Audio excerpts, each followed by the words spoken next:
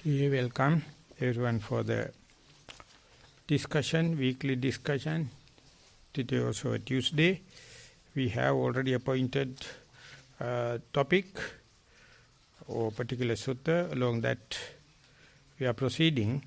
Before going to the formal traditional discussion, if anyone is having any comments or any interview reports or something like that, we can take few minutes, and then we are supposed to go to Purabheda Sutta in the Attakavagga Sutta Nipata, very deep area. So before going to that, if anyone is having any fresh thing or reports, please. Avasai Bante, we have not received any reports for today's session. Okay, no reports from Zoom. So if anyone is having, otherwise we are going to go to the sutta. Okay.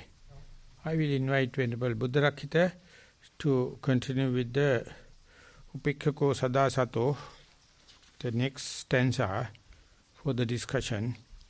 That is, according to my calculation, 4, 6, 8th stanza along the Purabheda Sutta. Explanation. So Bhikkhu Bodhi translates this as, Equanimous, ever mindful, in the world he does not conceive himself to be equal or superior or inferior. For him there are no swellings. So here equanimous is is referring to like the Brahma Viharas. So normally we like to emphasize metta and karuna, but actually the highest of the Brahma Viharas is equanimity. And to be equanimous is to not be moved or disturbed by anything that's happening. And so upeksha is looking on, to look on. And so this means actually an ability to look at whatever object is arising in your mind and not be deflected by it. So in the Abhidhamma it's described as the mind is that which bends. So rupa doesn't bend. So the body doesn't bend, meaning whatever object is in front of the body, it doesn't bend towards that object or it doesn't deflect away from the body. But it's nama, it is the mind that is bending towards, it is attracted by an object or it is repelled by an object. So equanimity is this ability of the mind to be neither attracted nor repelled by the mind. So this is the meaning of equanimity. So it's an ability to look at an object like eyes wide open, not judging and not liking, not disliking, and not indifferent. Indifferent is the opposite to wisdom. It is ignorance. It is a numbing. It is ignoring the object. Whereas wisdom is able to look at whatever object is arising, and to do so in a balanced and even-minded way. So in the world, he does not conceive himself to be equal. So the world is anything outside of your own skin. So there's the world inside, which is we observe through Kayanupasana, and then there are the world outside of our body, So he does not conceive himself to be equal or superior or inferior. So this gets to the heart of atta or anatta. So atta is content. It's the meaning of the word atta is content, like as in the content of the sentence, the meaning of the sentence. So if you look at a rupa, if you look at a body, it doesn't have any content, any meaning. It's just a jumble of body parts or atoms, and it's the mind that is giving content to the body. That's how this word atta is arising from. And it's very interesting when you get down to what is the essence of a human life or a life of any being. What is the difference between materiality and mentality? So even in the modern times, like they think that they can, like for instance, once you have enough neurons or circuits in a silicon, that you can kind of generate consciousness, and that it's just a density of transistors problem. But this assumes that somehow that consciousness is an emergent property of materiality, whereas from my, at least my understanding of the Buddhist perspective on this, that mentality is something completely different. So this idea that there is a content as such in that's associated with the body is very important, and that this content does not perceive itself to be equal or superior or inferior. So here, this is conceitedness, and conceitedness is a very primary experience of the world, because we always judge ourselves relative to somebody else, and we do this instantaneously, and it's happening all the time, and it's completely subconscious and immediately happening. We humans, animals, they're always figuring out who's the alpha and who's superior or who's inferior to me, where's the threat. And this is very important for survival. But spiritually, there is no equal, there is no superior, and there is no inferior. So this is kind of a very, it's a very powerful statement. So what are we if we're not equal, if we're not superior, and if we're not inferior? Well, we're all individuals, So this is an individual. This is an individual. So this is the only thing correct in the world, is that all beings are individuals. Now, that doesn't mean that we don't have community or that we don't have relationships with others, but the basic construct is that we are all individual. And again, this would radically differentiate itself from other religions where somehow we've fallen off of the block. We've fallen away from the great unity, the great God, and that we need to find our way back to the great God and become one with the great God. So this idea that we're individuals is very, very powerful and very fundamental as well. So here we have some of the most fundamental ideas within Buddhism, and also you can see that they're all fundamentally different to other religions and beliefs. So, for instance, love is normally presented as the highest, thing, that we should love God, we should love one another, we should, love ourselves. But here the Buddha tells us to be equanimous. And then intrinsic to a lot of religions is if you join this religion, you're superior to those who are not from this religion. And so this is a great cause for war and crusades and all sorts of other things, because fundamentally I need to go and missionize, and I need to change these ignorant barbarians. I'm superior because I'm in this religion. Whereas here we're told that he does not conceive himself to be equal or superior or inferior. And that in fact he views himself as individual. So again, this is quite astonishing. In many cultures, to be an individual is not celebrated or not even emphasized. You're only valued as part of the unit, part of the greater good or greater society or something like that. So for him, there are no swellings. And here, so swelling is referring to things like pride or conceitedness, or swelling because of haughtiness, or because of greed, or because of aversion. So this puffing up, swelling up, is referring to these, basic interactions with how you perceive yourself in the world. What's your self-perception? And how do you orientate yourself in the world? So here we're looking at, again, right attitude. And so there are no swellings, or that he is free from swellings. So this is a very, very profound, short statement by the Buddha here, very subtle and very deep, and you will not find anything like this in any other religion or text. Anyway, Maha, Thero, maybe you need more time?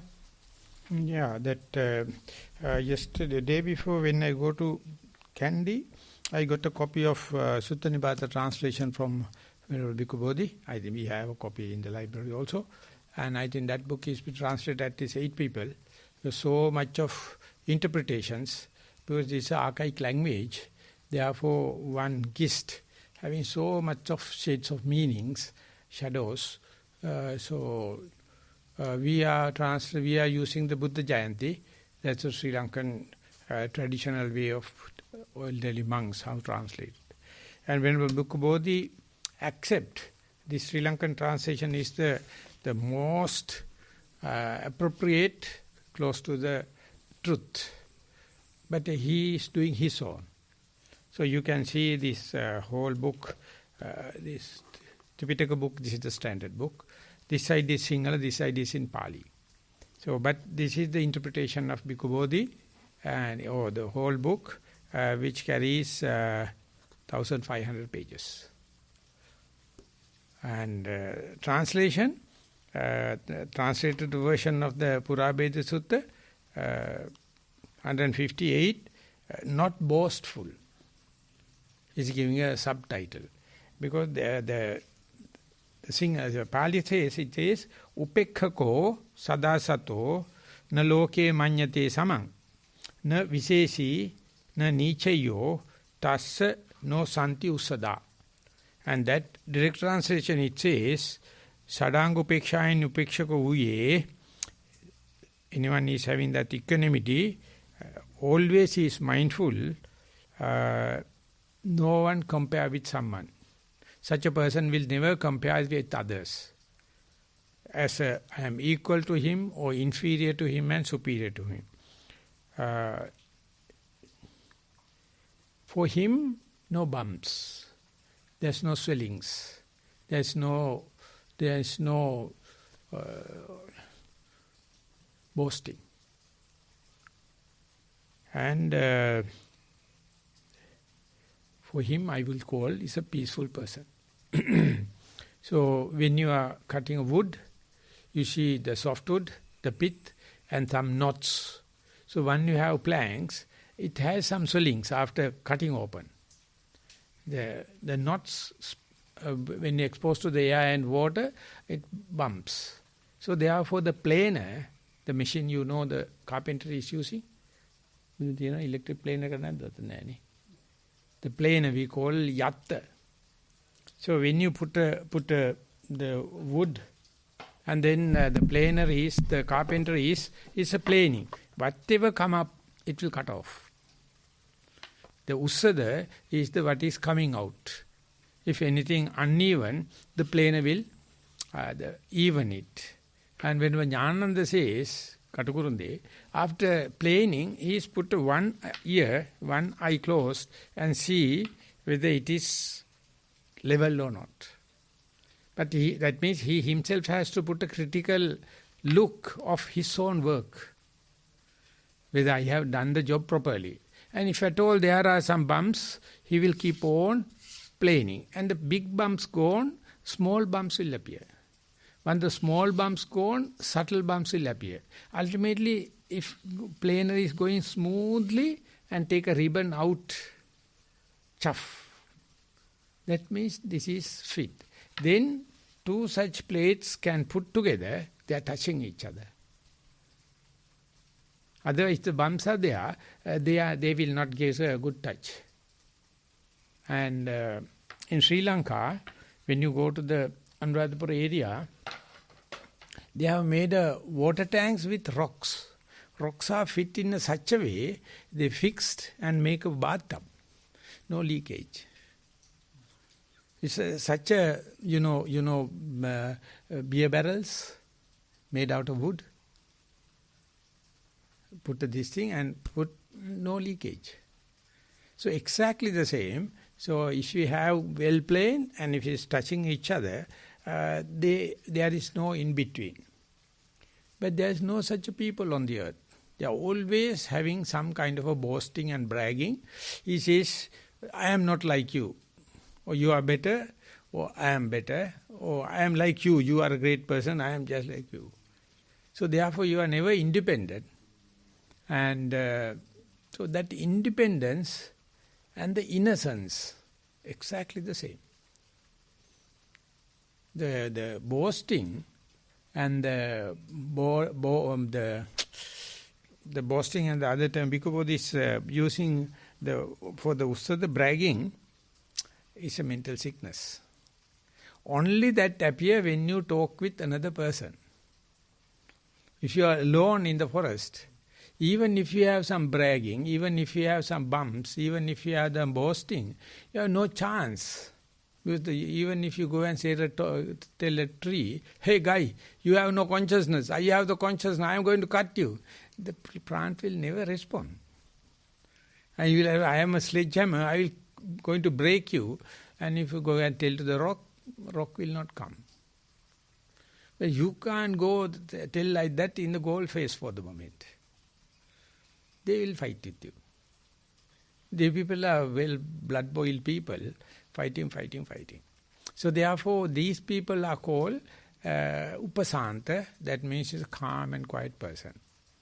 So to put in the simple English, I can't remember the guy, his name, he has written a lot, he's the Trappist monk. He says, as far as you are innocent, you are in the paradise. Whenever you say, I have a grammar, I have languages and kind of thing, you are deprived of the paradise because you have eaten the apple.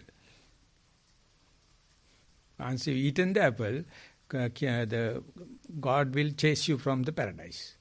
So now we are with the Apple computers. We have all the kind of thing, no simplicity. We have no upasanta, peaceful situation, because we have something to tell someone. I have something to express. I have something to advertise. But, yes, that is true. But after the age 6, we were very innocent. Therefore, it is nothing foreign. And that means that part is our second nature. Now we are not in the second nature, always showing, always attracting, always finding fault with others, always with irritation. So therefore, the moment you comes to know you are in an irritation, moment you comes to know that you are a fool so far, and you see and you are going to say, you are the bloody fools, made me fool, you, my association are, so that means a very clear indication you are mindful. Whenever you are mindful, you know you are in an irritation. Whenever you are mindful, you know you are too late. And whenever you are mindful, it says, my associations are the bloody fellows put me in this trouble and I will make a world, utopia, perfect world. And that is, I delivered a talk to my relatives, and one person asked, Bhante, what is the relationship between this arrogance and the mindfulness? Then I told, soon you become mindful, you become arrogant. And Bhajan Brahm is using it against the mindfulness, that is, in Devata Sangyutta, Tatimato Sadabaddhang Satima Sukha Secheti Verana Parimunchati. The Yakka is telling, oh Bhante, whenever you are mindful, you are contented, you are fulfilled and you are happy, and there won't be any arrogance. The Buddha says, mindfulness is good, auspicious, but arrogance is not answered through mindfulness. So then I told, I am associating with all mindful people and they are very arrogant, arguing to the sharp to the point. But they are very innocent people.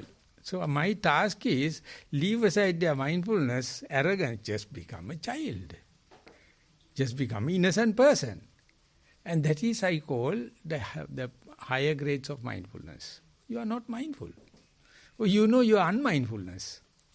You know, and that cannot be explained through metta, karuna, mudita. That is happening in the equanimity level. So the Buddha given equanimity 10 kinds. This is talk, upekkako sadasato, it says chalanga upekka, about upekka regarding the eye, ear, nose, tongue, body and the Dhamma. Or visual objects, sounds, that 6 senses. But there are other upekka, 10 kinds of upekka. So that is the way they have given the shades of meaning. So therefore, Bhikkhu Bodhi's translation, he never used the equanimity in this translation. The stanza is starting with upekkako. But the whole world says, you are not an individual, you are a creator. You are a creature. You can't think independent. Then you are arrogant, you are destined to purgatory. So now I am reading in deep how Hinduism going to say they are also appreciating this kind of equanimity, this kind of unassuming quality, and therefore close to the Buddha, above the Buddha, his teaching, their teaching is, Hinduism is superior. They are attributing to the upekka, but still they accept Brahma. That cheating nature, because Bodhi tried his best to understand Advaita, save Buddhists from believing Advaita, because their presentation is such a lucid, but still they are selling Brahma, the selfish, self. But here, as he tried to mention, you are independent. You are not realized yet, but you are independent. That independence represents till you to become Nibbana through upekka. Let's call sankhara upekka jnana.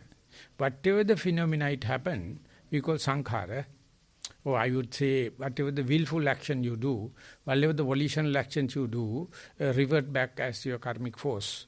And they manipulate others, and that manipulation you will get manipulated. So, all we call volitional activities, all leading to suffering. So, sankhara upekka means highest vipassana. Anything happen, you are not carried away, you are not taken for a ride. You can understand, yes, he is against me. He did it for me. Never mind. I have to see the beginning, the middle and the end. And later again, he will be a good person for another incident. So therefore, don't decide upon. And I would have done something wrong to him. He may be harboring in his mind. Therefore, I must be patient with him. Like the sankhara upekka is you become the best way of translation. It is sankhara upekka, epistemological suicide. You are suicidal. So artificial intelligence come into being, I say, these bloody fellows going to make out of muck, going to make this and that, and they are going to make fabulous things. What a foolishness. If they can't sell it, what's the use of it? They are working in the commodity world. And artificial, what does it mean by when you are living alone? So present day, we have to come out of the same mouth. In that sense, artificial intelligence is necessary. But you have to understand the limits. So therefore, understanding I am an independent, I am individual, I would say in our Satipasala, is our birthright. Now we are so dependent on money, marriages, constitution, media, lawsuits, all the kind of thing, because as far as we are living in the society. Because you can't live, because you are so independent, you are dependent. Our parents made us vulnerable. Our teachers made us vulnerable. Our spiritual masters made us vulnerable.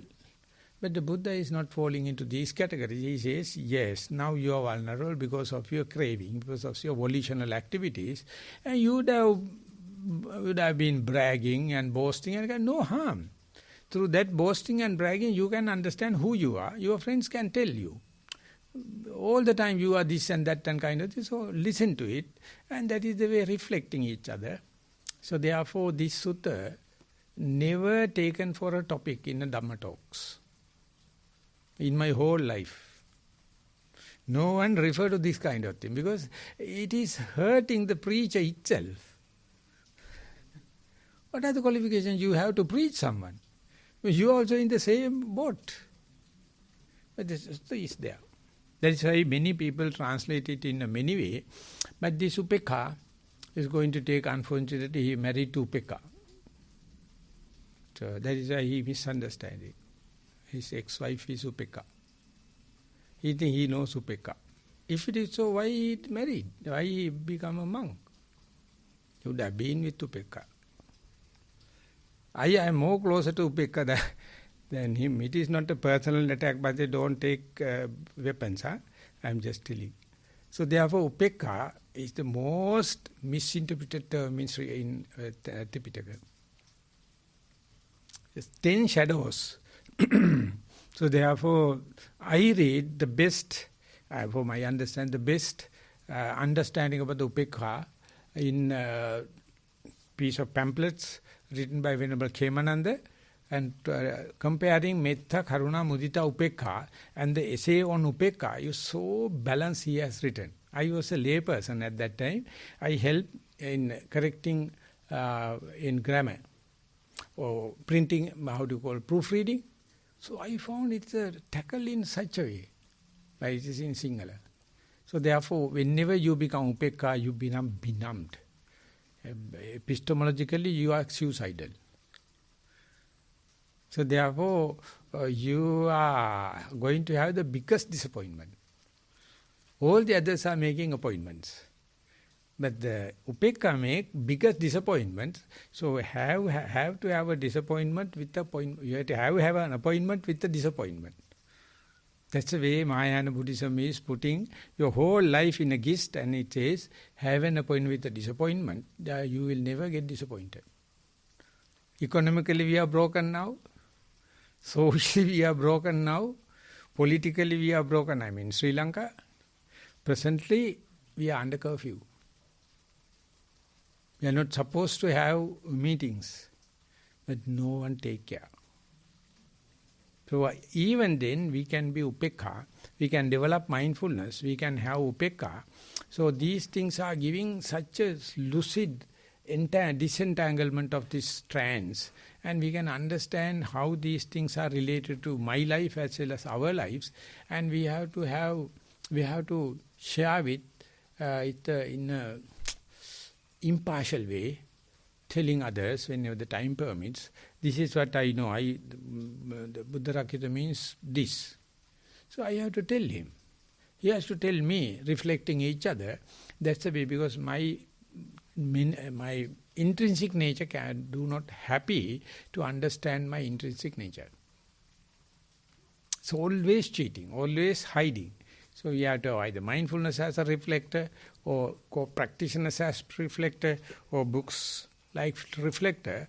The most important term here is Ussada. Ussada means bumps. You have something to tell others, you have something to show others, and that is what we call marketing. That's why advertisement, adverting of your mind to something. So this is what today the most marketable thing. So we being monks, we have to understand the advertising psychology, we have to understand the marketing theory, and we have to see how much we are doing the same thing on the way to our Nibbana, and therefore our mistakes are very innocent. We try our best to refine ourselves. That is what I would like to share, but equally I like to listen to other sounds, other voices also. Okay, Sabante. I've given some thought to verses like these before as well, talking about not conceiving in terms of inferior, superior, or equal. And because I know people in the world who are very big individualists, and they take that kind of stance very seriously, but they still have a lot of inferior, superior, or equal conceits. And so the way that I took these verses were more to mean that yes, there is individual and it is unique, but they don't grasp at a self in any of it, whether internal or external. And that's why they don't conceive of these things. Because they know that whatever qualities there are, internally or externally, they're conditioned. And there's no reason to grasp at them for any sort of kind of durable entity that is worth fussing about. And so they don't swell about it. And I was wondering what the Bhantes had to think about that. What is the gist of, what is the, I can't get the gist of your idea. That the one who is equanimous and not conceiving in terms of inferiority, superiority, or equality, does so because they've stopped conceiving anything internal or external in terms of a self, in terms of an atta. So they would still see. If I got the idea, I would say there is a foolish equanimity. You are not exposed to others and you are hiding yourself and you are telling I am equanimous, declared.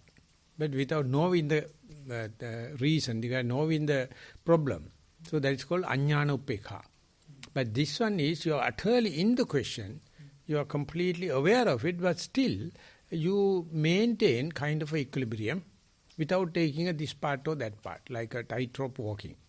So these two upekha, two kinds of upekha. First thing is ajnana upekha. You are just hiding yourself. So that is what people think best. But they are not even exposed to the question.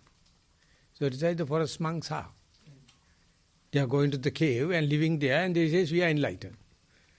You don't know what is happening outside, the heat, cold, stiffness, tension, movements, nothing. They completely cover themselves and go. But instead there may be some other people living in the normal way, once in a way go to the forest caves also, sometimes go to the supermarket also, maintain still a kind of equanimity, kind of a contentment that is more practical. So these two we are experiencing now. We are forest monks coming from different situation and we have abilities and facilities to go to completely isolated place. It's an endowment.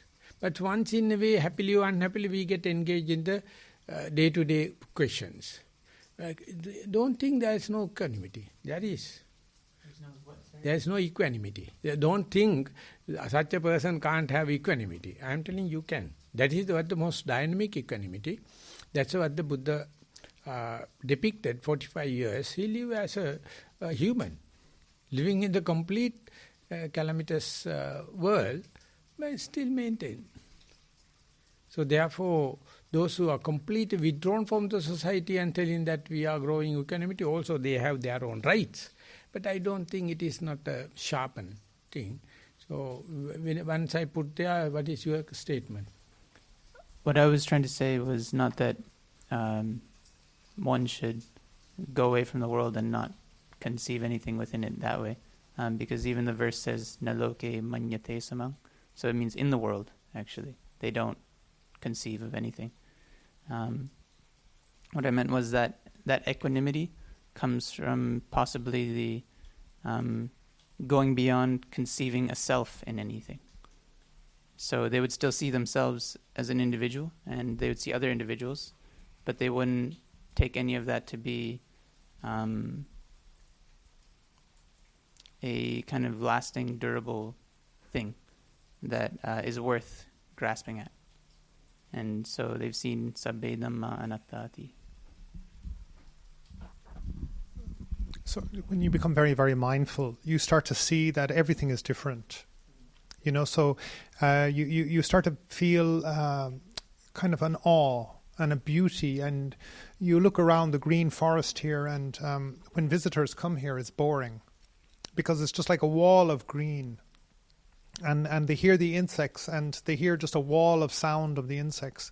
You know, they hear the raindrops, and they just hear rain.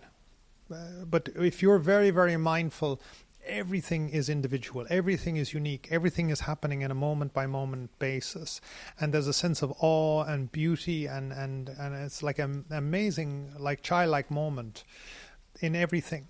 So this is the experience. So that's why there is no superior or inferior or equal. Everything is different, everything is unique, everything is momentarily happening. So that's how it's fundamentally getting cut off. So there is no conceiving.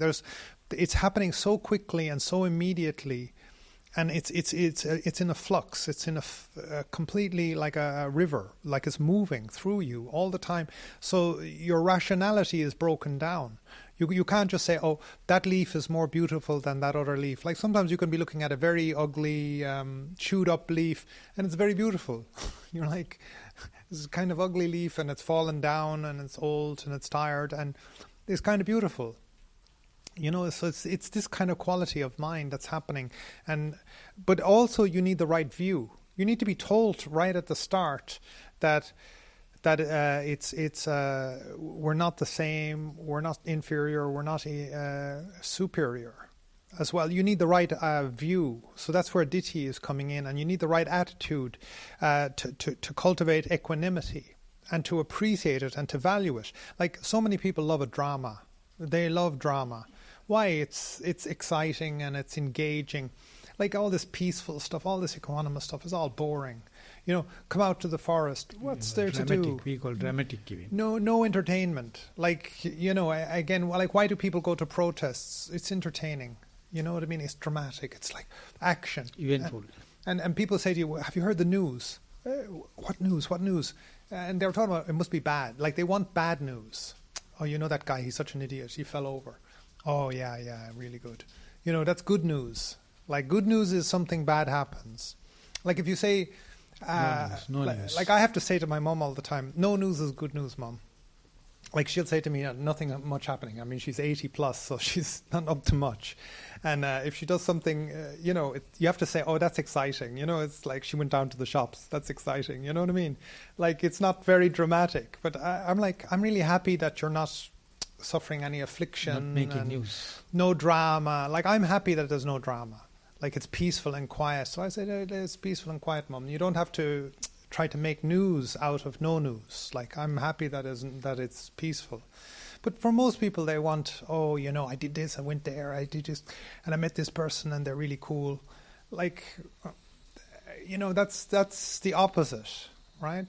So you have to learn to appreciate peace. You have to learn to appreciate equanimity. It's a taste, and it's a very subtle taste. The other stuff is more coarse, It's spicy. It's really spicy. Whereas this is not. It's very subtle. And equanimity is the most subtle flavor. Like love, everybody wants to hear love. Oh, this monk has metta for me. Oh, he's wonderful. This monk has so much compassion. Oh, wonderful. This monk is equanimous. He's as dead as a toad. You know what I mean? Like he did and gone. He's like a stone. Like I went, there was nothing from that guy.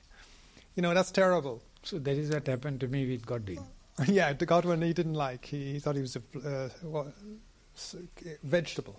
Yeah, just a vegetable. A stupid vegetable. He was stupid vegetable, like one of the most learned people. Like Godwin had read, he was a librarian. So his whole life he was reading. Before he was a librarian, he was reading. He got the job as a reader in a library, and he read everything.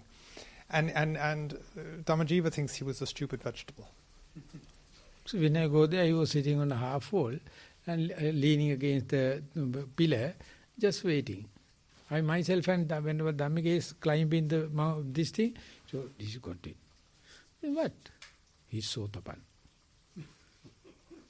I thought, what is the use of this whole holy life to that? He is a Sotapan, he's just like a vegetable. So I am so dynamic, dramatic, age 26, and blood boiling. I want to have some arahants going on AI and the clairvoyance and every kind. But this guy is just hanging. So after 4 years, I try my best. One day I went with my bike to the Nilambi just to see. I don't expect God in. And he was eating rice in a curd pot. Clay pot. So seeing me, he was so happy. Please, why don't you come and share with some food? Then I to Godwin, it cannot be. It was warm welcome. And he told, you need not to go to the room, you can sleep with me. I know you happy books. I have all the kind of books. Anytime you can come. And then I told, it's a completely new door opening.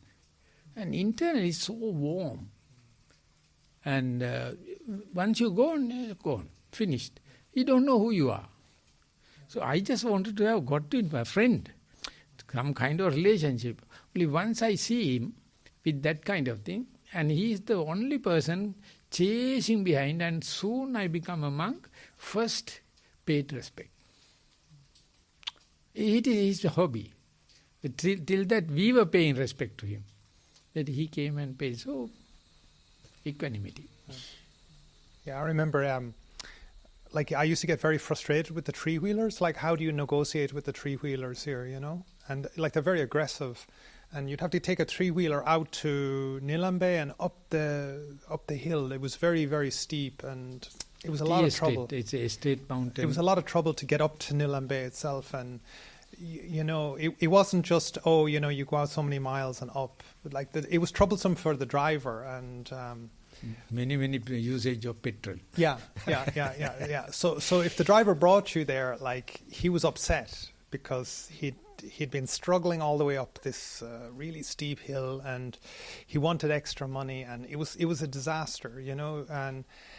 But I used to watch Godwin paying the drivers, and it was more like he was more like a sympathetic mother listening to a child crying about the suffering he had and more rupees, and Godwin would always pay generously. Like he would always but he wasn't a fool either. You know, you couldn't totally rip him off. Like he obviously knew the price. He was going up and down on a taxi a couple of times a week, but he had this way of like listening to the suffering of the driver that I always remember, and he'd pay the agreed price, and then he'd pay a tip on top, and the driver would be quite happy and go off again. You know, it was really an art, like to watch him in these small interactions. You know, like to me, it's the small stuff that is very indicative of a wise person, not the. So the tea how do they do the big stuff? Very poor rooms, whole families, each and every girl. Each and every boy knows Godwin's movements. They just come running to the road. He's having either toffee or something, always give something. Yeah, and he always spoke Sinhalese as well, or Tamil. Like a lot of Sinhalese don't bother to learn Tamil, whereas he was... The whole villages are surrounded by Tamils, and they come and help. Fathers come and do gardening and kind of thing, but the young children, anyone wants to go to Kandy, he give a lift. So that's a kind of a rare character, very difficult to measure. Appear like he's have enough money and he can do anything. No, he's entertaining each and every tiny thing with children. And very poor people come and dealing with him. And top class, the world-renowned speakers also comes, and still he accommodates them, climbing up there and making a cup of tea. Kind of a person. He's just a vegetable. Okay. If anyone is having to spare or share, the Thomas Merton I was talking about Thomas Merton. Have you read? Yes, a little bit about him, yes. My question was more about equanimity. Is it not step-by-step process, meaning that at first you need to go in the forest alone and practice, and then step number 2 or number 3, you go and confront yourself into society? Or maybe some people have this ability naturally. I'm asking also this question for my own practice, because being a forest novice, sometimes I want to be more alone to practice, and sometimes also I understand I have to confront with society to see if my practice is actually helping me progress. So I have to confront with society to see if I react better, if I have more equanimity. So is it a learning process, step by step, or that's my question. I don't know if you understand. It's a learning process, but not a linear system. You can from top to the bottom and bottom to the top. It's a reciprocal. So I was born in Buddhist and parents are Buddhist and all kinds. So we have, if I need, I can become a monk and go to the forest and live there and people will respect me like anything. But I was not happy with that. I was completely sensuous pleasure. 26 years. Doing all kinds, but appear to be very, hermit at home. Because my family members are reputed family. So I did all the nasty things. No one knows. So I am the dual life. And when I go to Venerable Dhammika, he told, don't just act, don't write a role play, just share with me. He's coming from Australia, he has done drugs and all the kind of thing. When we are sharing, we met both the system. I am coming from ABCD system and he's coming top-bottom system. So I found that people born not with Buddhist background, they maybe know about theoretically what is the equanimity and they may be aspiring about living in the forest and all the kind of thing, but still they have to start from ABCD. We in Sri Lanka, we think we can do anytime ABCD, we never can go to the top because we are poor, we are deprived. So therefore, the top class equanimity, no for us. It is for the next Buddha. Because it is very beyond and it's like a god, it is not human and all the kind of thing. So myself as a young person, knowing they are reciprocal, the mindfulness made the marriage. Mindfulness, choiceless awareness. That's equanimity. Starting as the bare attention and then you learn in the body and then the feelings and the mind and the ultimately the Dhamma and going slowly, power of mindfulness. Mindfulness as a factor of enlightenment and mindfulness as a Eight Noble Path, coming to a steep S-shaped curve and then flat off. So therefore this affair cannot be written in a technical language. But technical language is a linear system. This cannot. But your life is an experiment. It's a life model or role model.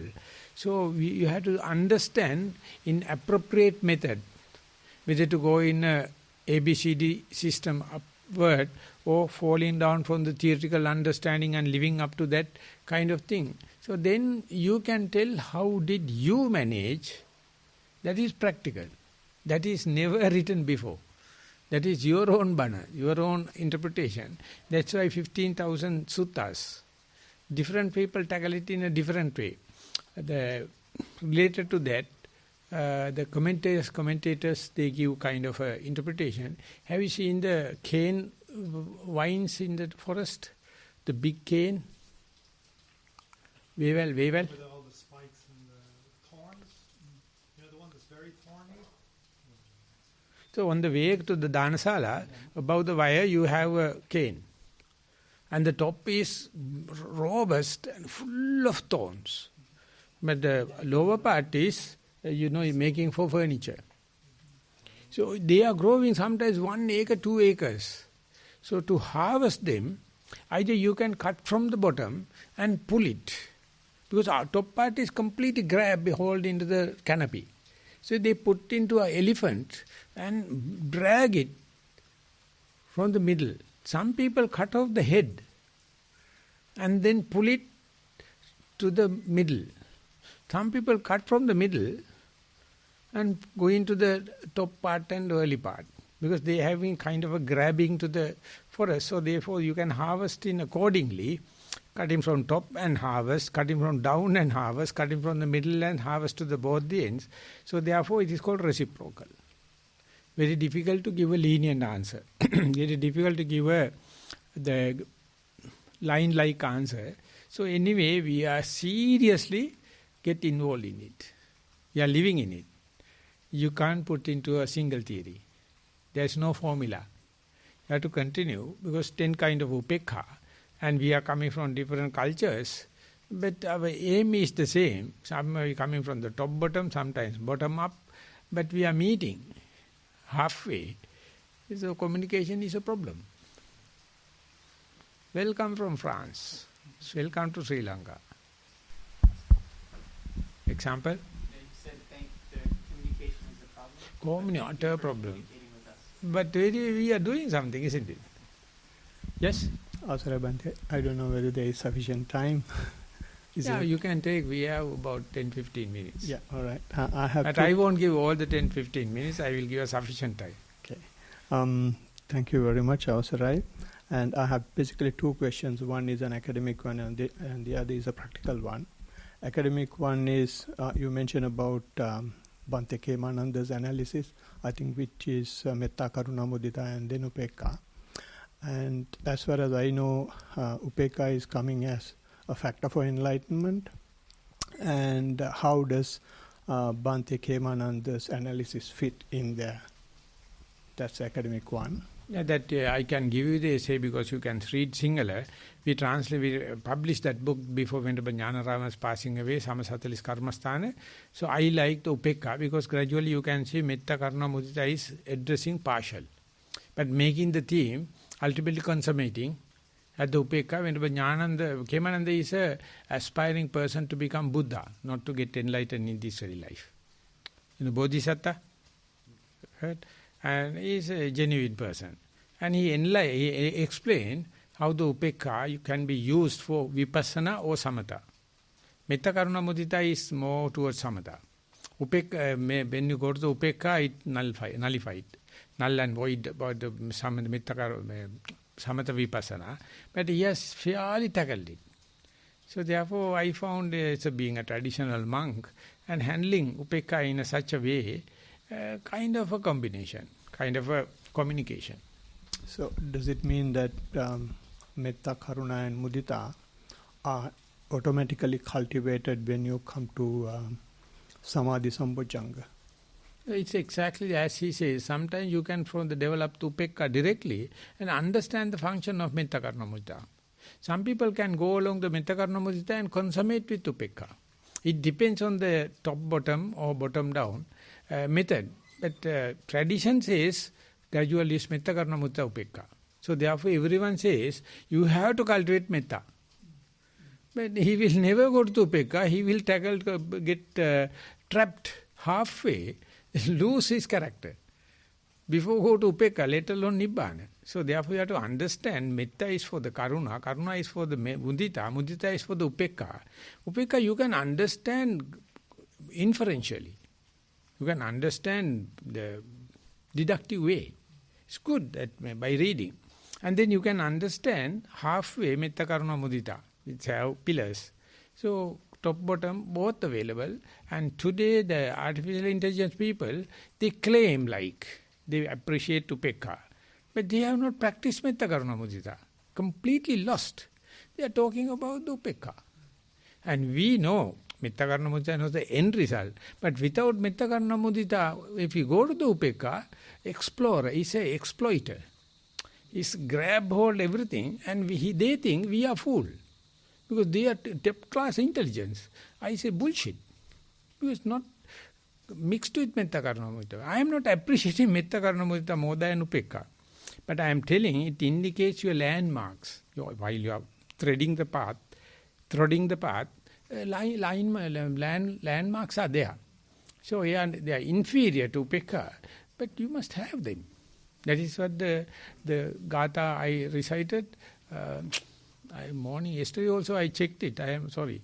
In Samyutta Nikaya, Devata Samyutta, he was the one, Bimbisara, King Bimbisara, passed away and he became a yakka. But at the end his son was tortured him. But he was an enlightened being. And his name was, I can't remember. And he comes and says, Bhante, Upekka, the sati is giving everything. And you must be sati.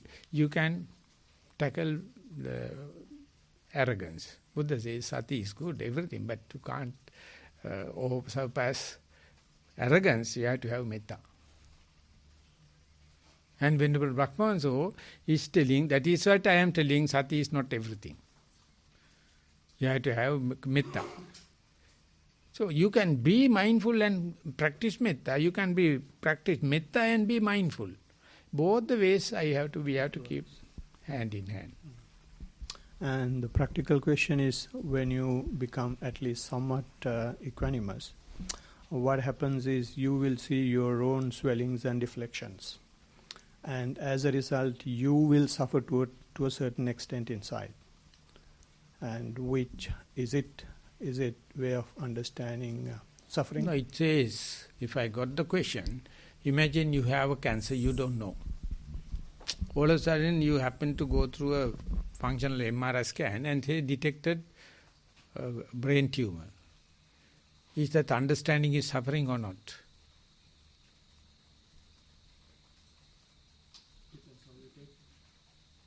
Some people get cancer due to the understanding. The neighbors also get upset. So far he was with the cancer, he do not know. Now thanks to the MRI, you can say, hey, there's a tumor, maybe malice, so you may be living only 2 months. Oh, then he gets completely collapsed. Likewise, your swellings and your depressions, if you know, that knowledge is the one disturbing you. The Pandita Sayadaw's main task is just communicate that. Let us alone, it's a good and the bad. The communication is good because you know, aware, you have a cancer. You think it's a blessing not to know. Even though you have a cancer, if you do not know, you may be still smoking and running and play hell. But that knowledge, the Buddha says, knowledge is always give some correction, give some restraint. Therefore, irritating, fault-finding, self-accusating. And why people can't live perfectly, all the kind of nonsense. Life is not a perfect thing. But understanding your own swellings, understanding your depression, is just you are in just front of a life-size mirror. You can see yourself. People are so frightened. That's why we have to be friends. We have to tell directly, hey darling, I know your game. Never mind. Don't play it as a reality, it's a game. Please, if I am also playing to you, I invite, please let me know, because direct telling may be irritating me. But anyway, what is the use of otherwise our friendship? We have to tell each other, just counseling, just like a free association. And the mindfulness is the internal colleague. External also we can have, as far as we are mindful. So we are not critical, and in the sense we are not destructively critical. We are critical constructively, but our mind hardly understands destructive criticism and the constructive criticism. For that, someone has to guide. So the suttas and others given enough guide, but it's a little irritating. Just like understanding, and once the doctor says cancer, there are 5 stages. First he become angry. Why me? I have done all the methodologies and into there, but still he says doctor is wrong, machine is wrong, something. So go to the other door, he also says ultimately is compromising, maybe then accepting and full depression. After accepting only, medicals are going to work. Till that he is refusing, rejecting. The medication won't work. So death also the same, 5 stages. Each and everyone's ussada, the swellings and bragging is the same. Soon someone tell who you are to tell me that mind your own business. Before I go to Burma, whenever Dhammajiva came and Bante, he was senior but not high ordained. I am ordained 2 Vasa or 2, 3. Then says, you are highly conceited. You are very proud. Directly telling, irrelevant. Because I was a graduated person, ordained, he was not. But I know he is not telling to find fault with me, but I don't accept it. You are not my upajjhaya, you are not my preceptor, mind your own business, but I never expressed it. Then I told, please let me know what are the character, how can I tackle? I don't know, but be careful about conceit. Okay, that's fair enough. But still appear like he is doing unwanted thing. So I went to Venerable Jnananda and he says, good that someone has seen, and even if you can't explain and give the remedy, that observation. But unless otherwise, that observation itself is irritating us. Who the hell is a Samanera? How can he find fault with the senior monk's life? But if we are humble enough, our children, our pet animals, plants, they are showing us our swellings. So you must be very, very sensitive to have it. This is a blessing. So therefore it's a blessing in disguise. So I will put it in this way, maybe I am talking too much. When you are practicing mindfulness, maybe with the breath, what are the distractions happens to you indicate who you are. That's a diagnostic. So write all the distractions and see there are patterns. You are not studying them because you think it is a mistake. No, it is not a mistake. It's a higher level of, top level of mindfulness indicating your own, obsessed or underlying tendencies. Very difficult unless otherwise you are receptive. America? Again, I would like to emphasize there's two aspects to equanimity. One is the practice, and then the other time is like where you run into it in terms of views. And like most of the time, for instance, in the forest, nothing much is happening as such. You're not having likes and you're not having dislikes. So actually, most of the time, you're in a kind of an equanimity, and it's just the quality of your awareness of the equanimity. That's the only difference, and whether you value it or not, you enjoy it or not. You get a kind of piti or a sukha from that equanimity, from that neutral kind of bland state that we live in here in the forest. You know, like we don't have anything provoking us, positively or negatively. So our life is mostly nothing much to say, nothing much. So this nothing much is the equanimity. So most of the time we have equanimity. We just don't value it. We don't elevate it. We always talk about I like or I dislike. We don't talk about like normal. We don't talk about bland or no problem, no hassle, no news. We don't value it. But most of the time we have equanimity actually. But we just don't appreciate it, or we don't value it, or we don't give it the attention, or we don't give it the importance. You know, instead we're always looking for good, bad, but not in between. But most things are actually in between. And we just don't value it. Like it's an insult to say to somebody that you're normal. What do you mean I'm normal? Like I'm not special? Yeah, you know what I mean? Like you're normal, you're average. You know, that's an insult to people. So it's valuing being normal. That's the hard part. And you know, to really value it, like we know we always want to be superior in some ways, or we have some issue, we have inferiority. You know, we're sort of swinging, but that in between, like the conceited side of equanimity, this indifference or stupidness, like is what I would call delusional, is where we're all the same. We're not all the same. We're all completely different. Every leaf is completely different in the forest here. So deluded is like we're all the same. No, we're not all the same. We're all completely different. So then it's like, well, if we're all different, who's better and who's worse? No, we're all equanimous. We're all equal. You know, it's this paradox. So it's just living with bringing the mind into like a state of awareness of that. That is the equanimous state. And that's cultivating the equanimity as a practice and appreciating it, you know. And like years ago when I met Dhammajiva in Australia, I said to him about like that it was like appreciating boredom. And he really didn't like it at that time. I think you've picked it up on a sense, but at the time it was like an insult, like to appreciate boredom, you know. This is almost like the quality of equanimity, you know, cultivating, so most people hate boredom.